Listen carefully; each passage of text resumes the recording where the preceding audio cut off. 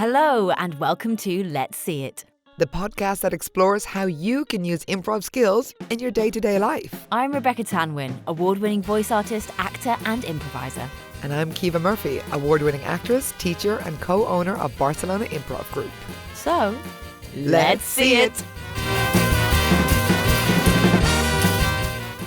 Today we have the fabulous Marthe Wilhelmsen, so welcome Marthe! Thank you! Yay! Round of applause!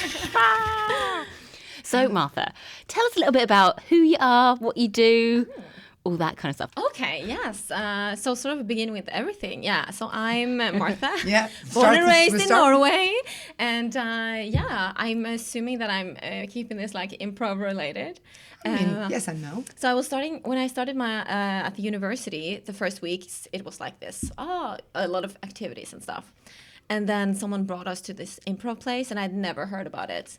And I went there and I was like, what is this magical place? I just need to be a part of this. This is probably the origin story that most people have coming on this podcast, I assume. And then I just like fell in love with it, but I did not dare to go on stage. But I was in classes. I was like very proper Norwegian, like, sitting in the back, like sorry for existing, but I'm enjoying just being a part of this presence. And then they needed someone to do like sound improvising for some of the shows, and I said I can't do it, but if someone can teach me, and they were like, yes, we're desperate, so you will do. And then I worked there for like 2 years or something. Wow. So I looked at a lot of improv. Oh my gosh. And then I was like a bit part of the like producing side of it as well, but I was just like, no, this is for me, like I will not be on stage. And then many years later, I moved, and then many years later, I discovered also like some improv in the new place that I lived, but it was mainly men. And I was like, women should be on that stage. And I was like, oh, so that should be me though. Like I can't just think about like someone should do it. And then I thought, yeah, I should do it. And then I started, and then the pro sort of improv group approached me and wanted me to be a part of their group. And we started also doing something for children as well. So now we actually do mainly shows for children and musicals and stuff. And yeah, so that was sort of my accidentally falling in love with improv. Oh, so which group are you performing with at the moment that you do the shows for kids with? What's the name of it? Oh, yes, I have to say, so I'm here only for a few months in Barcelona. So I normally live in Norway. And Which is such a shame for us because we want you to be part of the community. Yeah. Be around. We love you. I also want to be a part of it. Yeah. No, but so the name of the group is Bare Flaks, which means just luck. And it's like, and we say seriously goofy as well. So it's Bare Flaks seriøst tullete, which means just like seriously goofy, because we are very serious about our goofiness. Yes, and we love playing for kids because their suggestions are just so wild. And so, so it's amazing. Do you make any adjustments for the kids? Or is it just like, obviously you keep it, PG, but besides that, do you make any adjustments? There's a lot of more like poop and fart in the kids' shows. Well, classically funny. Yeah. I mean, it still makes me laugh. Totally works. Yeah, and it's actually a lot more, or might not be a surprise, but it's a lot more physical as well. And just a bit more goofiness. But I also suggest to my adult friends that they come to these kids' shows, because I personally prefer them, but it's a different thing. And also many people think that it must be so much easier to do it for kids. No way. It's so much harder, and they are really strict on the stories. So if you have said like, I need 3 suggestions for something, and if you have only used 2 of them at the end, they will ask, like they will raise their hand and they will ask like, what happened to that diamond man? And it's then amazing. And I've worked with kids for years, and I would see someone and then I would see them a year later and they're like, oh, but your puppet Bob did this last time.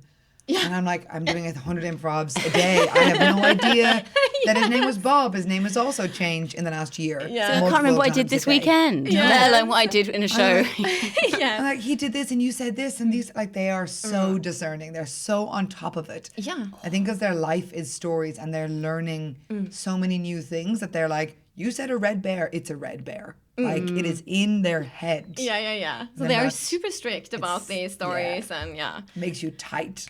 Yes. As an improviser. Yeah. Oof. You need to be on top of it all the time. It's amazing. Yeah, and I remember one time, or many times they can come, because we use a lot of songs in our shows as well, and they can come and like a year later and be like, oh, we still sing that chocolate song. And I was like, what? I have no idea. And then they like remembered it and they go around singing it still. They can sing the song that you've completely forgotten. Yeah. I was like, oh, I don't even remember the last song that I sang, you know.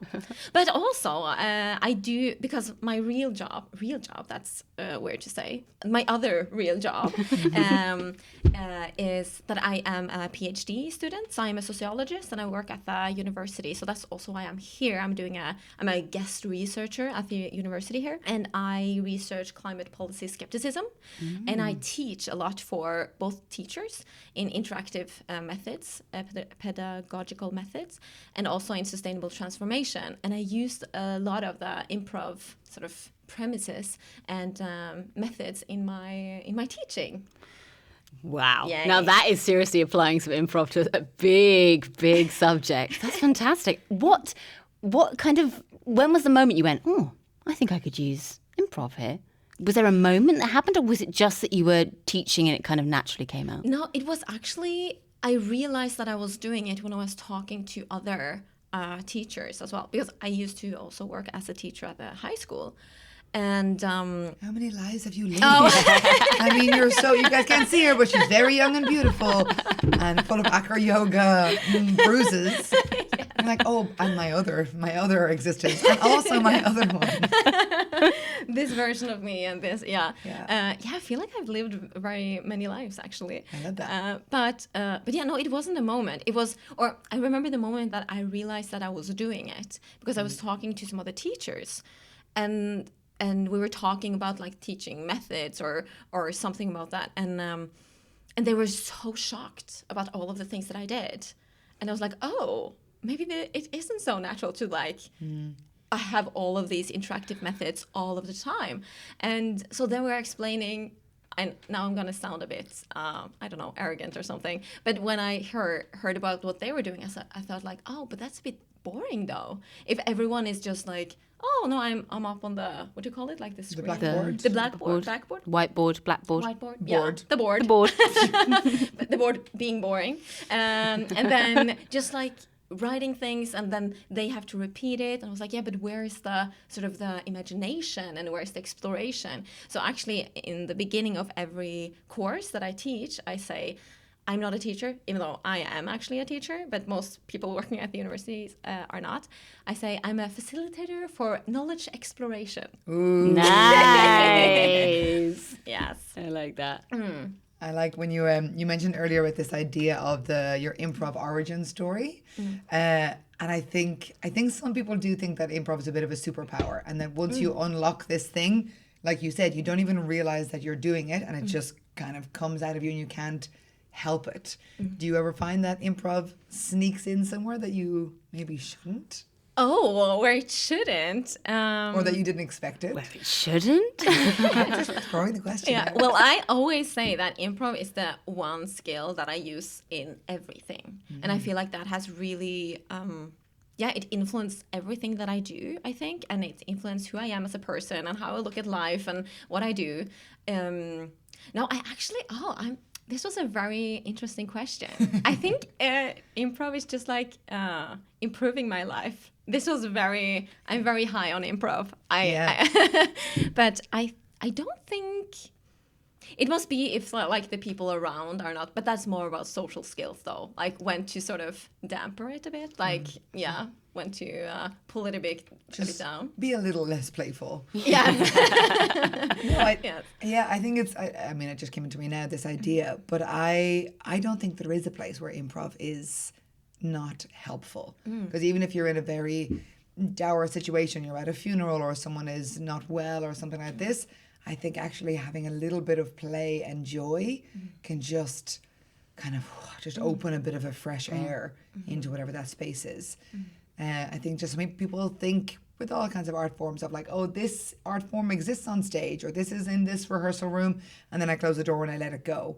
But I think if you embrace it, whatever the art form is that you like, then you can bring it into your life, and you can't help it kind of seeping in. Definitely. Things you practice in the classroom, they go with you. They don't disappear into into the air, they're there still, and those skills are still all present. And also, we are all improvising all the time, guys. No one knows what's coming next. No one knows what could be Conversation next. is just improv. Yeah, You there is didn't no rehearse script this here. before. Can you tell? That was why I was late. I was like in the metro, and like she's saying this, and then I will respond to this. And Preparing our script that we sent you Yes. this morning. Absolutely. yeah. It's all finely scripted. Yes. Just prove that's not true. But also sort of to bring it back to the to working at the university, because I teach within social sciences, and that's also the thing that I always say, like you're not here to learn something and that's completely separate from your everyday life. Like you're in society and you are researching society, and those two things belong together. But I think for many students and many young people in general, or many just humans, it's sort of hard to see how things are transferable to other contexts as well. And I think improv is such a good example of this, as you guys mentioned, and also, social sciences and everything like that. And I think also now it's a very big focus on knowledge, like learning knowledge at the university or in school, but not necessarily the skills and ability, like the social skills and being able to reflect and explore and change perspectives and explore perspectives, and then maybe go back to the one that you originally had, but then you have at least explored it a bit and discuss and present and fail. I think we fail way too little in life. And yeah. And we hold ourselves so highly. We're like, I should be this way of being. And then when we're not what that mirror is that we thought we should be, then we're so intimidated and we're so just, I don't know what to... Fear comes in. Yeah, the fear comes in and it just blocks us completely. And it's such a shame. I think the way that things are taught is like knowledge, like learn this maths, pass this test, move on to stage 2. And it's like, great, we do need the maths, but also we need to know how to talk to someone who's shy, or how to have an interview, or how to do these kind of things. And how to collaborate with someone that you don't like. And I think the classroom is such a good way to facilitate these things, because you have to learn these things before you start working, because you will work with someone that you don't like. And you have to collaborate with people that are not that you're not vibing with, or is working on a different like energy level or whatever, or with a different background. So I think that we should facilitate this at the university or in school. You said the word goofy twice. I'm like, I miss the word goofy. It's such a good word. It's not a word I say ever. Goofy. Oh, really? Goofy. The other day, someone told me, you must be the most goofy academic I've ever met. I said, thank you. I don't know if that was a compliment, but I'm taking it as a compliment. I would think it's a great compliment. So when you do your classes, give me an example of like, the group come in and there's, so I'm being really very stupid, I'm taking down to like the pen, and you're discussing a topic or you're training, okay, and then you use improv games and skills and applied improv to help them explore those? Yeah, I would say I use sort of the concepts behind improvisation. And when you were talking before about this, like being limited, sort of, so I came up with this concept of sustainable imagination and how to like unleash unlimited imagination within sort of the safe confines of the classroom, in a sense. So I think one of the biggest things is just being able to dare to try to make mistakes, and to be able to shift very quickly between perspectives, and also the time limit. I'm a big fan of very short time, what do you call it, deadlines? And then also I sort of take the blame of if something is not very well presented, it's my fault because they got so little time. And then one of the things that I love to do, because we talk about right-wing populism and conspiracy theories, so then I ask them, okay, now you have 30 minutes to make a conspiracy theory. You have to come up with a good communication strategy, how to mobilize. What other conspiracy theories can you sort of link yourself to, and how can we spread this as fast as possible? And 1, 2, 3, go. And they have 30 minutes. And then when they are starting to present, I'm always like, oh, I'm so sorry for giving you that short amount of time. It's my fault. Sorry, sort of. And then I just take off the sort of the scary bit of presenting. To be perfect. Yeah. Yes. So I always want them to, every week they have to present something That not necessarily within improv, but and also then afterwards I will ask them things because they are representing the conspiracy theorists. So they are sort of trying to convince us. So we have this like back and forth also where I ask them questions and then they have to think on their feet and be in that perspective. But then I've had some time to prepare it. But all of these changing of perspective is something that I really think that we lack in society today. And I think that's also why we are a bit stuck maybe when it comes to sustainability because, and I feel like that's wrong. I believe that improv is also a way of exploring alternatives without being afraid of the sort of failing. And then I think that is what we lack because sometimes when people say, oh, but we've always done it like this, I feel like that is the most dangerous sentence in the world. Which is why people end up voting for the same person, going to the same place, never expanding their horizons, never putting themselves in someone else's shoes. Yeah. So easy and so quick to become like exactly, yeah. I don't have any words today. I only have sound effects. That's all I've got. And also movements, but that's only for us too. It's just for you two. Just too many years being a clown, being like, no, this is the word I want to use. Yeah. I just think people hold on to it. It's like, this is my identity. My identity is on Thursdays we eat this, on Sunday we go to this church, on this, I wear this outfit. Like all of those repetitive things, I think, you know much more about sociology than I do, but I think people are so comforted by the routine and by the idea of, oh, this is our community, we all like this thing. Yeah. And what I like about improv is that it's often a group of people who are very distinct, and what they do in their lives, what they think about the world, what they think politically, what country, culture, whatever, is super diverse. But the thing that unites them is just this feeling of play and curiosity and a willingness to be in this adaptive, agile place. Also something that I have found in my research, sorry, I'm like going between all of the different topics now, is exactly that as humans, we often have the same goal, but like how that looks is a bit different sometimes. But everyone wants to be happy and be surrounded by their people and just live a chill and happy and safe life. But how that looks and who represent the threat to those things are very, very different. And it's definitely what you say. Some things are sort of an identity marker, who you follow, what types of movies you see, or what kind of podcasts, or which political party you vote for. That can be sort of an identity marker to show belonging to a certain group of people. So like, oh, this is me now. And before, we used to have, it was more evident, like, who you were. Now we have so many choices all of the time to choose who you are. And before it was more like, okay, if your father was a carpenter, then you became a carpenter, and these were the clothes that you wore. So it was. And your name was Carpenter. You know what I mean? Like it was you're part of the guild, and this was my whole world. Yeah. And so it was much clearer. So now I think people are a bit confused on how can I sort of express my identity in certain ways. It's a lot harder, and I think that's also why we see that politics are being a lot more polarized as well, I think. Yeah. Do you think humans get overwhelmed by choice? Oh, definitely. I get overwhelmed by choice. Sometimes I'm like, I've made too many choices and it's 7 a.m. Like, I can get this like decision fatigue. Yeah, we talk about that. Yeah. But it's the same thing in an improv game. If someone says there's no rules and someone says think of anything, my mind literally goes blank. Like I can't think of a single thing. Yeah.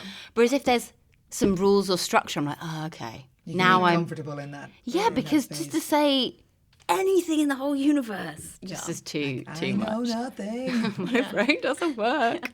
Actually, one of my favorite improv game, like a warm-up thing, which I still find as the most hard improv thing to do ever, is just walking around in a room, point at things, and call it something that it's not. Yeah. It's so hard. It's so hard. I'm going to blow your mind. I'm going to give you a second level for that game. Oh, no. So we call it what it is, what it isn't, and what it was. Oh. Yeah. So what it is just microphone, table, plate, blah, blah, blah. What it isn't is I point at something and I say elephant and I say noodle soup and whatever. And then what it was, you have to say the thing before. So I point to the glass, I say nothing, and then I point to the plate and I say glass. And then here I say plate, and then Oh here I my say God. curtain. Oh, And then no. you can even do it two behind. Oh, So you can no. point to two things. Oh, my brain's going to explode just thinking about it. It's such a good one to get your Yeah. brain awake and really present. Because it's so tricky just to maintain those two things at the same time. Oh my God, yeah. Yeah. Oh, that sounds overwhelming. I'm already very stressed. No. No, but I love that. And I think that's the beauty of improv as well, to sort of, you have to be unstuck from some patterns as well. And sometimes when I was doing this game, or having a workshop and someone did it, and then, we do a round, and it's like, yeah, no, it was fine. It's like, okay, but did you have a pattern? Like, did you just mention all of the things in your refrigerator? Like, did you just say tomato, cucumber, salad? It's like, yes, try to say something that is not related at all. And I think that's that is what we need in society today. It's to sort of release ourselves from those patterns. And then again, going back to what I said before, like, we always done it this way. So that is why we just continue. But if we can sort of step away from those patterns and question it a bit, it's like, but why are we doing this now? And I feel like I say feel all the time. I think that's okay. Yeah, nobody's You're fine. It's not a feeling though. But I think when we use our emotions, it means that it's much harder for someone to interrupt and to what's the word I'm looking for? Dismiss? No, dismiss, thank you. So yeah, when you talk about your feelings, if I say I feel this way, or this is important to me because it makes me feel X, it's very hard for someone across the table for you to go, oh no, you don't. Or I disagree. You don't it's like, feel it's that. It's my feeling, it's my point of view. Yeah. So I think when we have a point of view that's far away from us, it's easy for someone to disregard it and just like, but no. Like, but I feel this is such a powerful statement. Yeah. I think it's great. Yeah. Tell us what you feel. And you're like, okay, yeah, sure. I can disagree, but I can't disregard. That's I can disagree, but not disregard. Oh, that was a mic drop moment over here. Don't drop the mic. No one dropped the mic. Don't drop the mics. Yes. Put on a t-shirt. Yeah. But what you were saying about kind of like breaking patterns, because at the moment we're kind of in this era where AI is going crazy and is just like taking over a lot of things and is becoming a kind of not a threat, but there's this fear that it's going to take over creative things as well. Music, film, animation, any kind of creative thing, it's going to try and jump in there. But there is this thing, I think this is where humans are unique, it's this divergent thinking. Breaking out of patterns, randomly going off and being like, what about this or what about that? And practicing that skill. That's really hard for an AI to learn, to think in a strange way or a different way or an unusual not way. Logical. Exactly, because what you might end up with with AI is like the snake eating its tail. It's kind of perpetual churning of the same information again and again. An original idea, I still think, is something that's very human.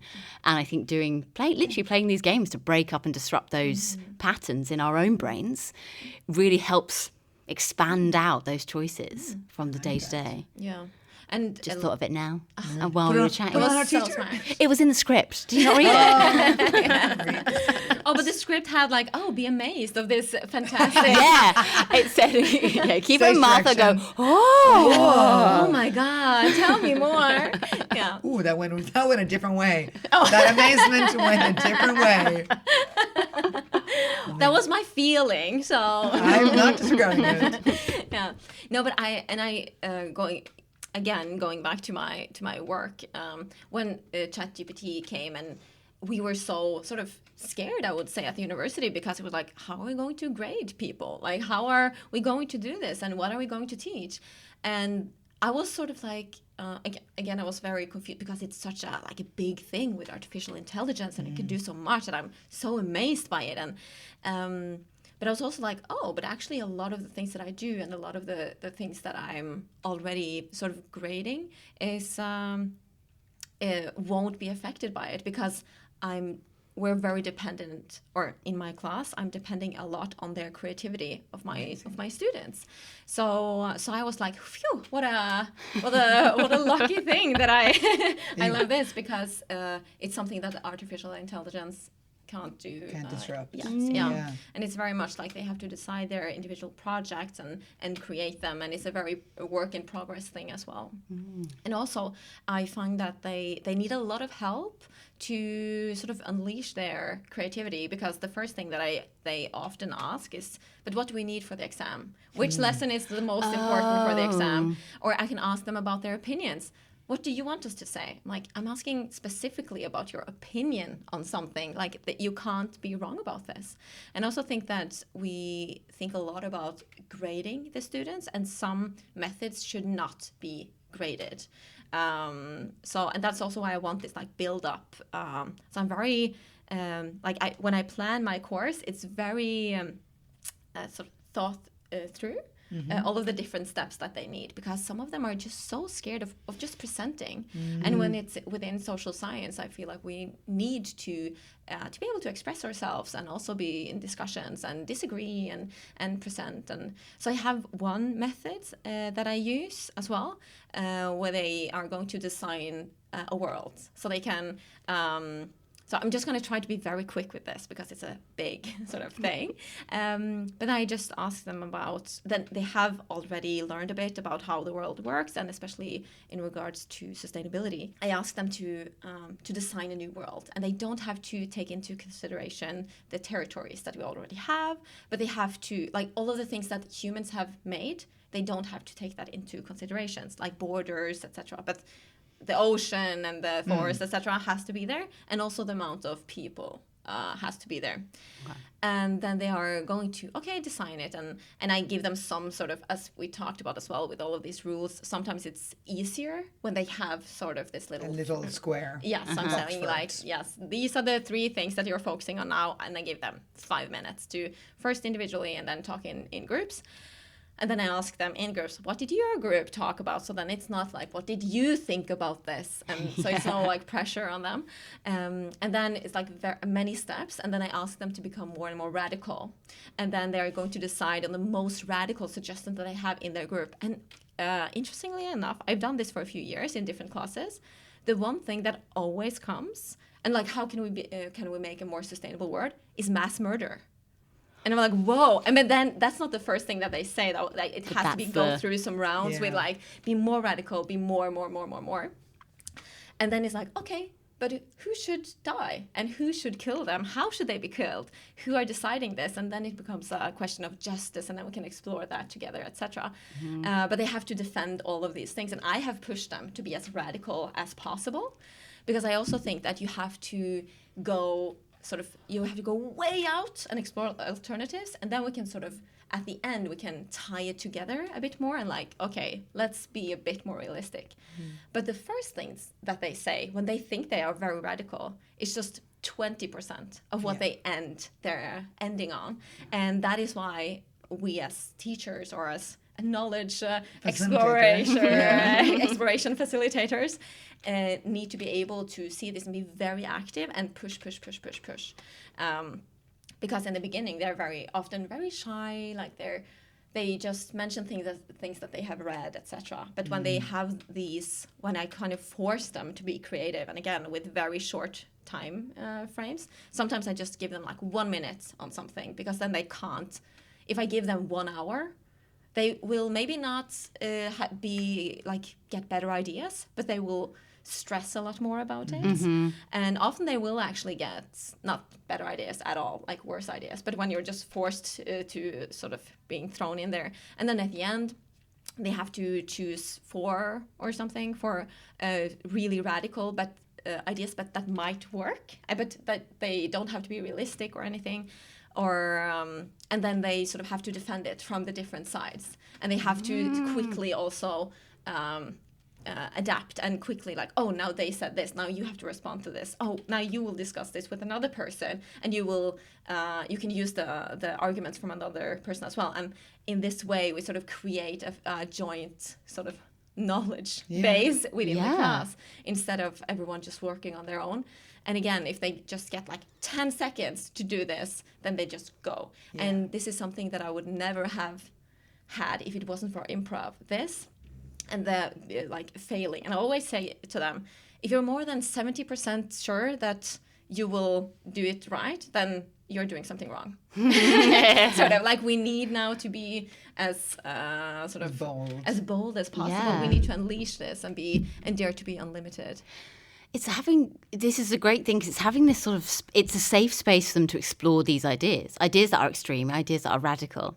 And it's often a thing I feel about when people say to me, like, why are the arts important? And we should just get rid of them. I'm like, well, no, because it's a safe space to explore ideas and be challenged. See things up on stage, you'll be like, oh, God, situations you hope probably you never are in. Maybe people you never want to meet in your life. Big, huge, like radical ideas that you are watching and thinking about and feeling things about in a safe environment because it's not happening in your actual life at that moment. People who listen to true crime and stuff on podcasts, and they're like, I get to explore this other side of myself or think about these monsters or heinous acts or whatever, but it's all expansion. And I think it's interesting what you mentioned, this idea of go 130% so that then maybe later in life you're kind of retract back to 60 or 70%. I think the same thing with class. We try and get people to push and we're like, go bigger, make a bigger character, make a different choice, go further than yourself. Because if you are here in a safe space in the classroom and you go to this massive place, then when you're intimidated or you're not as comfortable, you'll retract, but you won't retract back to the 20% that is your normal MO because all of that muscle has been practiced. Yeah. But I think we're so scared. We're like, oh, my arm stretches this far. It can't go further. Like, but have you tried? Like, yeah, I don't want to. Like, I get it. I get the resistance to, overreach is such a frightening place to be. But then once you do it, you're like, oh, my arm can also go over here. Yeah, exactly. And I think that's why it's sort of a waste of potential if you're not using those spaces to really sort of loosen up that grip and to dare to be bolder and to go further. Yeah. So I think that's also why it's so beautiful that you have this improv place here and people can sort of explore. And I think it's such a big part of just like identity exploration. And I think now we are, as I mentioned previously as well, that we have this need to sort of express our identity in some way, but sometimes we haven't been able to explore many identities. So it's such a beautiful place to also explore identities and explore these different views. And then you can be even more sure in your view after, or you can suddenly change your view. I always say as well, like, if you just eat vanilla ice cream and you love the vanilla ice cream, like, good for you, but have you tried the strawberry? And if you choose to go back to vanilla, great, but at least you know.